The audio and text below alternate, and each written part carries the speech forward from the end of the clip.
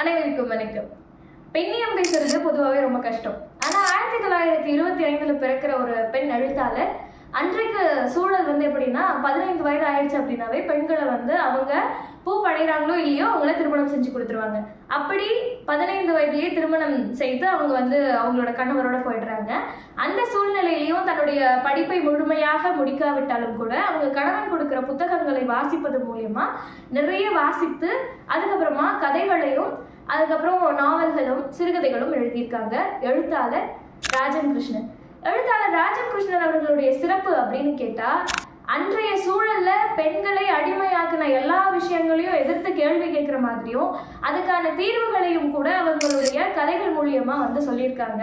அது மட்டும் இல்லாம 20ஆம் நூற்றாண்டுல பெண்கள் எப்படியெல்லாம் இருக்கணும், அவங்களை எப்படி மேன்மைப்படுத்திக்கணும் அப்படின்றது உட்பட எல்லாமுமே அவங்களுடைய கதைகளே இருந்திருக்கு. அவங்களுடைய படைப்புகள் எல்லாமே ரொம்ப அற்புதமா இருந்திருக்கு. அதன் வழியில அவங்களுக்கு சாகித்ய அகாடமி உட்பட பல விருதுகள் அவங்களுக்கு வழங்கப்பட்டிருக்கு.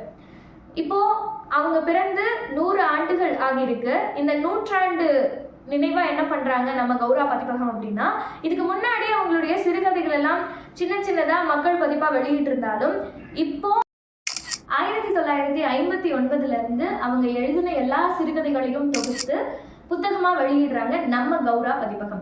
இந்த சிறுகதைகளின் தொகுப்பு மொத்தமா பார்த்தோம்னா 1300 ரூபாய் வருது. ஆனா முன்பதிவு செய்யற எல்லாருக்கும் 1000 ரூபாய்க்கே இந்த புத்தகத்தை வழங்குறாங்க நம்ம கௌரா பதிப்பக குழுமம். வாசிக்கிறது உங்களுக்கு பிடிக்கும் அப்படின்னாலோ உங்க நண்பர்களுக்கு பிடிக்கும் அப்படின்னாவோ மறக்காம கீழே கொடுத்திருக்க நம்பருக்கு கால் பண்ணி உடனே முன்பதிவு செய்யுங்க. புத்தகத்தை வாசித்து மகிழுங்கள். நன்றி.